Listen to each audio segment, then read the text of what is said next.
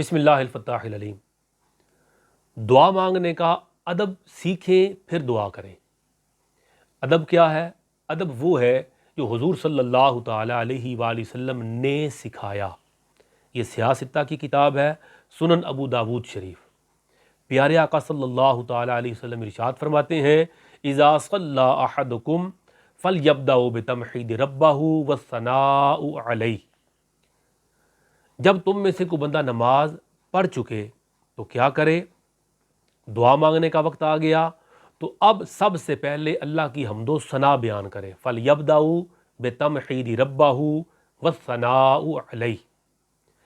دعا مانگنے کا وقت آ گیا تو سب سے پہلے اللہ کی حمد و ثنا بیان کرے۔ ثُمَّ يُصَلِّي عَلَى النَّبِي صلی اللہ علیہ وآلہ وسلم، پھر نبی کریم صلی اللہ تعالیٰ علیہ وآلہ وسلم پر درود و سلام پڑھے۔ کون بتا رہے ہیں؟ خود میرے آقا علیہ السلام۔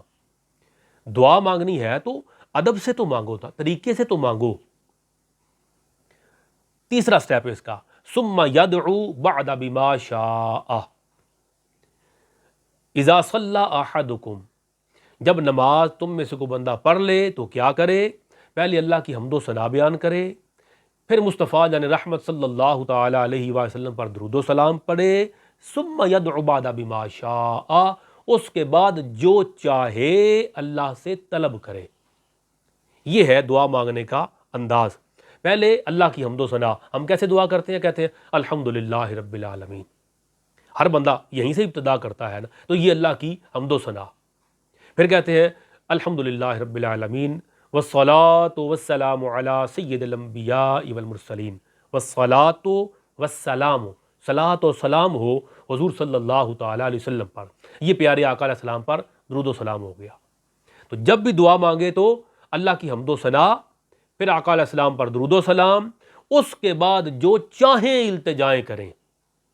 تین چیزیں ہو گئی۔ پھر ایک حدیث پاک ہے، اور اس حدیث پاک میں حضرت ابن عمر فرماتے ہیں، ترمذی شریف اور مشکات شریف کے اندر یہ حدیث پاک آتی ہے، کہتے ہیں ان الدعاء موقوف بین السماء والارض لا يصعد منها شيء حتى تصلي على نبيك۔ کہتے ہیں بے شک تمہاری دعا زمین و آسمان کے درمیان روک دی جاتی ہے۔ لا يصعد منها شيء، تمہاری دعاؤں میں سے کچھ بھی اللہ کی بارگاہ میں نہیں پہنچتا۔ جب تم نے دعا کر لی نا، اللہ کی حمد و ثنا بیان کی، پیارے آقا علیہ السلام پر درود و سلام پڑھا، پھر جو چاہا مانگا۔ فرمایا یہ دعا پرواز کرتی ہے نا اللہ کی بارگاہ میں جانے کے لیے، تو اسے زمین و آسمان کے درمیان پھر روک دیا جاتا ہے، کچھ بھی اللہ کی بارگاہ میں پہنچنے نہیں پاتا۔ حتیٰ تصلی علی نبیک، حتیٰ کہ تو نبی پاک پر درود نہ پڑھ لے۔ ترتیب کیا بنی؟ اللہ کی حمد و ثنا بیان کرو، پیارے آقا علیہ السلام پر درود و سلام پڑھو، پھر جو چاہو مانگو، مانگ کر پھر حضور علیہ السلام پر درود پڑھو۔ تمہاری دعا، تمہاری التجا وہ درود و سلام کے اندر آ جائے۔ یہ درود و سلام ایسی عبادت ہے جو علماء ذیشان فرماتے ہیں یقیناً اللہ رب العزت کی بارگاہ میں امید ہے کہ وہ اسے ضرور قبول فرماتا ہے۔ جب درود قبول ہے تو پھر درود کے درمیان میں جو کچھ مانگا جائے گا مالک اس درود کی برکت سے اسے بھی قبول فرمائے گا۔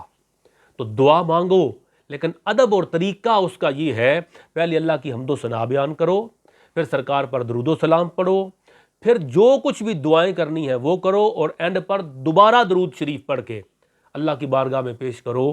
اس ادب سے جب مانگو گے تو مالک ضرور قبول فرمائے گا۔ اللہ رب العزت ہماری دعائیں اپنی بارگاہ میں قبول فرمائے، آمین، بجاہ النبی الکریم صلی اللہ تعالیٰ علیہ وآلہ وسلم۔